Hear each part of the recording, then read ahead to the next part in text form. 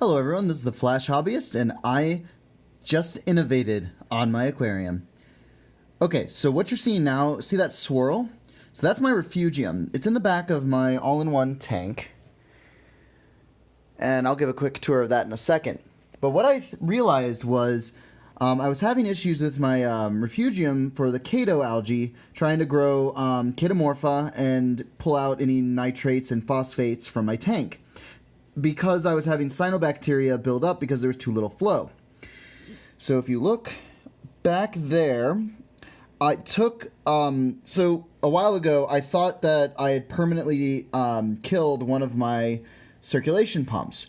So I got an additional one. But I kept the old one and I just kind of put it on a shelf for a while. And what I did was I took it out and I really started looking at it and trying to figure out what was wrong. Well, what happened...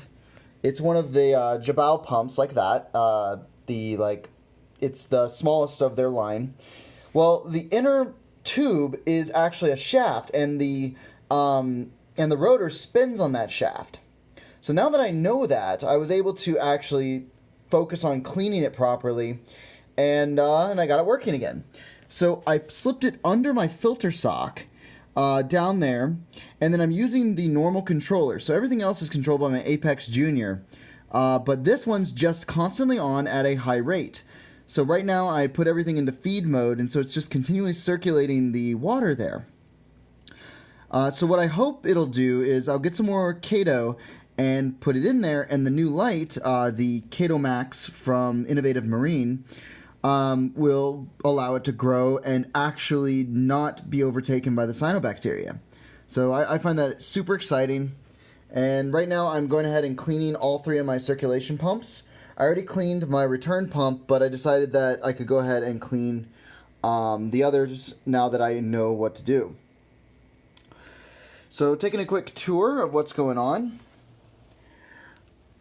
I have my awesome little Duncan here. And so he is really starting to grow out. I'm very, very happy with the growth that I'm seeing on him. I hope the coloration gets a little better. Behind him, I have what I believe is called a reverse Superman Montipora.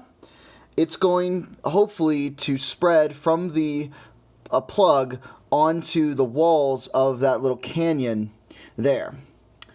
On the top right, that is the skeleton of my first Acropora that I got. I really didn't keep parameters in check, and that pretty much failed. On the left, and the place right behind it, is a new Acropora I got. I went into my local fish store, Aquatech, and I found this beautiful little Acropora that was just brought in. It has a green, blue, and purple, and I'll get a better angle from the other side. In the middle there, I have some of my more corals. I have, on this side, I have my acans. My red acan there on the right hasn't really puffed back out lately. I don't know exactly why. Everything is kind of still recovering, including my frog spawn from the sponge incident. But it's getting better. And a little better look at the Acropora there. The lighting's getting, because I'm steadily getting towards... what it'll be for the rest of the evening.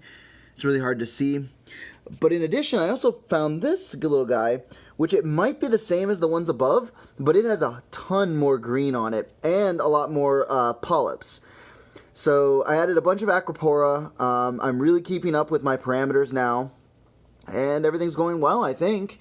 So look forward to updates, and yeah, so maintenancing, and I hopefully can get my tiny little Refugium up and running just to pull out any nitrates and phosphates. I don't have any at the moment, but it'll be really interesting to see if I can actually make it work properly. Down on the left, by the way, is also my geometric pygmy hawk. There he is. It's good to see that he's out and about. Have a wonderful day.